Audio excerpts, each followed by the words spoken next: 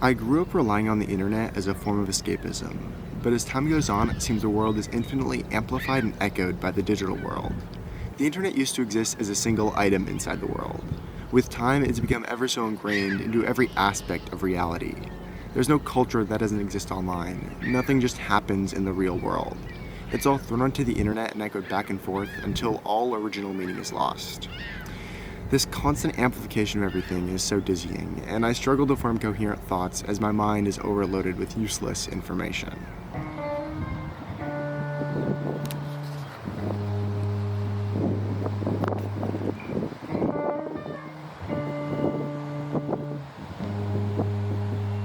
Since the 6th or 7th grade, my world has revolved around exclusively online things. I've spent so much time online that I feel like I've warped. Living in the fast-paced, attention-grabbing state of the contemporary internet is not something I believe a person can constantly exist in for years without having some substantial negative impact. None of my past feels real. It's so difficult to perceive yourself when living digitally. In the years I spent online, I lived in a defensive state. I always needed earbuds in to focus. I preferred being online rather than going out. I thought I was simply not good at talking to people. I developed these coping mechanisms and disguised them as simply who I am. It had become a necessity in compensation for my digital circumstance. I now reach for reality that isn't diluted by the internet. It's integral to experience different rooms, faces, feelings, and sounds. Digitally, you only use your eyes and ears, and with that, you are significantly stunting your human experience.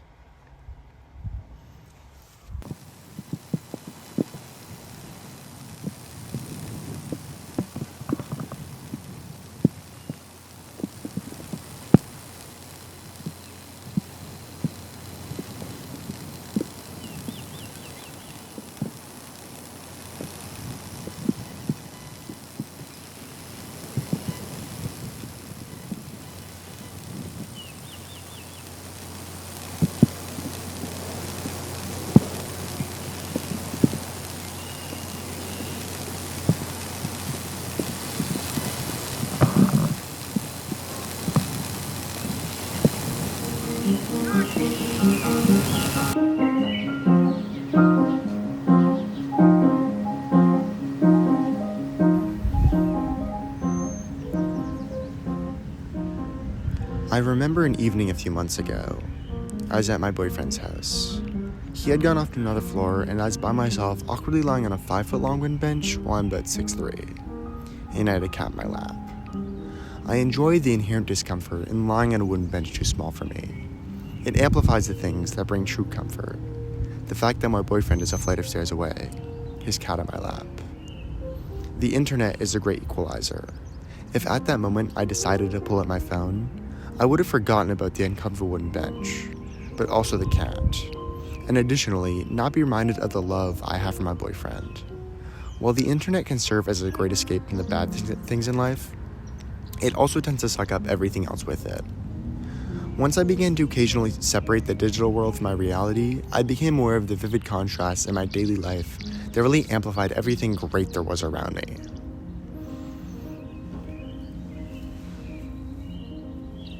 You know what I hate? Well, Purple lovers. purple lovers? Yeah. Like lovers that are purple? No, people that love purple. Why? Well, purple's a good color and all. I'm not a hater towards it. It's an alright color. You can like it, but I always find the people that like purple are like obsessed with purple. And they're like so annoying. They're like, I love purple so much. I gotta wear purple. Everything in my house is purple. Oh my goodness. And it's like, oh my god, why can't you just be normal? Kind of thing. I've never come across someone like that in my life. Maybe you've never ran into a purple lover. I like green.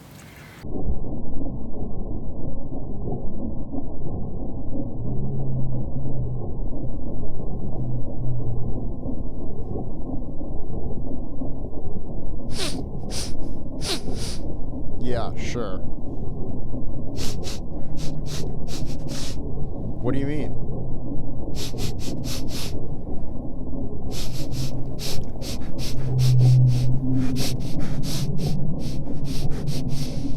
I think people do care, they just don't realize it. In the media-centric world we exist in and all.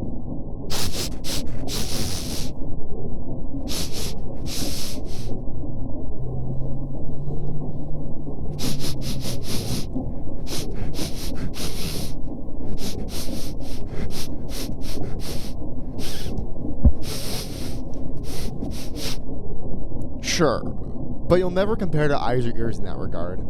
There's no music equivalent for smell, but that's okay. You're not of less importance for that reason. It just means you're different. When you think about it, there isn't a more human sense.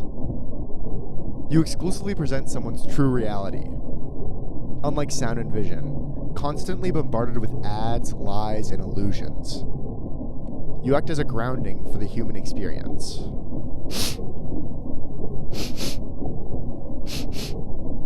Anytime, man. I think you're really great, even if I'm partially noseblind and all.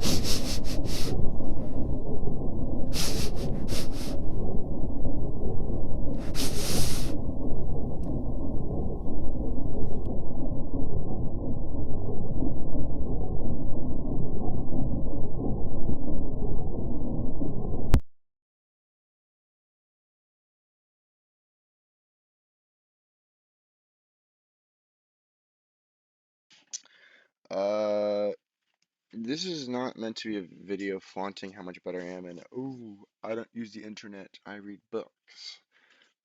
It's rather just like meant to be like a personal experience, like with the internet and how I've attempted to escape it. I'm still very much on my phone and the internet in general way too much, and if you are too, I don't blame you. The internet has gotten really good at grabbing your attention and holding on to it, making every task as seamless as possible so you don't have to think about it too hard. Like I saw this ad for the new Google Pixel phone the other day, or not the other day, like a few months ago now, and I think it perfectly presents like the inhuman direction we're headed with technology. So I thought we'd watch through it, and I'd share my thoughts and opinions. People always say, It is what it is. until it isn't.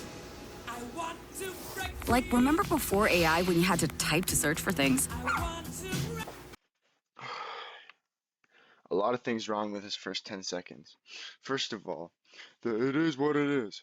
I'm someone who's pro, innovation and all that kind of thing, but there's a certain type of tech accelerationism that I think's really kind of bad and I think kind of stupid. I don't think we should be. I think things not are good the way they are, but I think the directions we are advancing aren't necessarily the most productive direction. Now you can just circle. Like this. Like this. It's solving a non-problem. Typing in a search engine is a non-problem. Solving the problem of typing in a search engine is not solving a problem. It's just creating a solution. I mean, I feel like all it does is kind of just make the user stupider, where you're not really like, um, you're just kind of giving one less thing for your brain to have to actually think about.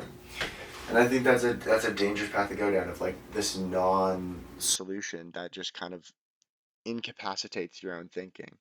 And I understand people do other shit besides Google shit, but I think even like just like eliminating these simple tasks from your day to day, I just feel like eliminate overall your own like mental capabilities as a person.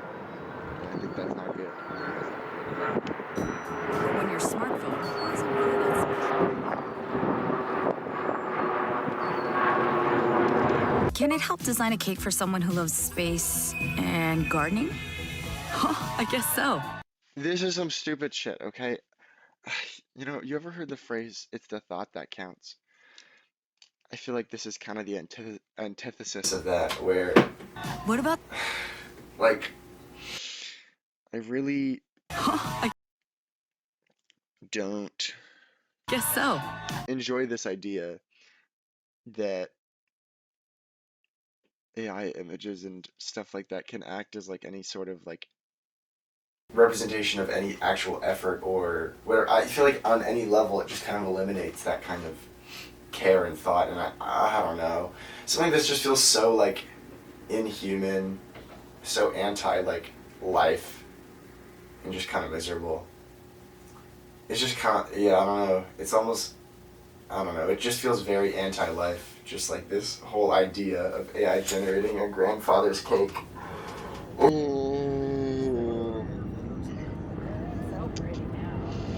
What about taking a photo and reimagining a whole?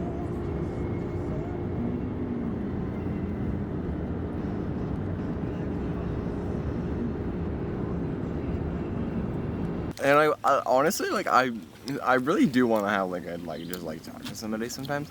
But, like, legitimately, like, Oliver and Declan, like, suck ass. Because, like, Declan's, like, actually the worst person to be around. Like, I'm on my phone. He's your friend? I'm on my phone. I do, like, acknowledge that. But I'm not on my phone when I'm talking to somebody. Okay? But with him, he just goes on his phone and then ignores everything you're saying. So you'll say something, and then you'll hear him like scrolling TikToks in the background because he has his volume on maximum because he likes everybody to hear that. And then he's like, Declan, did you hear anything I said? He's like, what? Repeat that? And I'll have to repeat it the second time. He's actually the worst. It's actually the worst. And you know when he scrolls TikToks? When we're doing games. Like, what? Like, what? Focus on one thing. It's like, he's actually the worst, though. I will say.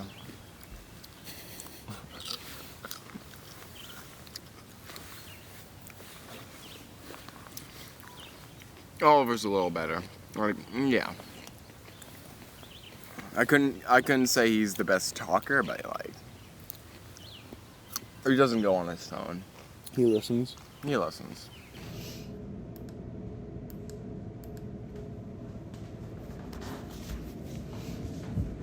As of late, I've really been enjoying the process of film photography.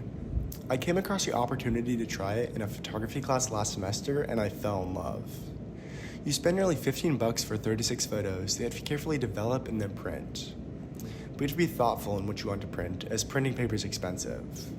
So you sit there for hours examining these photos you shot, and at first it feels tedious, but eventually you get into a flow, and a love is grown for the process. Plenty of my best ideas have come about in this tiny dark room, throughout the slow and meticulous process of printing photos.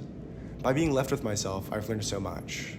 There's nothing coming into my mind, so I've been to create new thoughts and ideas of my own.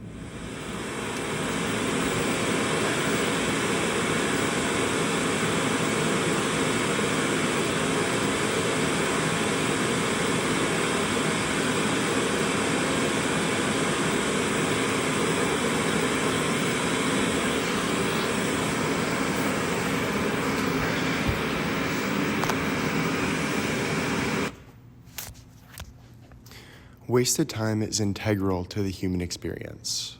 The in-between times are truly sacred yet unappreciated. Having those moments of simple existence, to me, are really important to feeling like you're living life. The technological progression of society has obviously led to a more and more convenient day-to-day. An overall good thing, but I fear we're reaching a ceiling where convenience circles back into overcomplication. Search engines were the answer to make information convenient. Now, circling a chair instead of Googling it is the answer to the sub-minute inconvenience of typing in a search engine. Thinking is important, and while previous innovations, such as the search engine, enhance thought, the electronic world has begun eating itself, and now the internet is beginning to replace thought. This is evident in the structure of modern online discussion, which is in the form of a human centipede. Opinions are regurgitated as fact, with not a single new perspective or idea brought to the table. This goes on until the discussion has gotten so distant from reality that it has absolutely no use in regards to any real-world issue. Tech companies are running out of innovations, and it's being taken at the expense of your reality. But only as you let it. After all, it is you as the individual who dictates your own.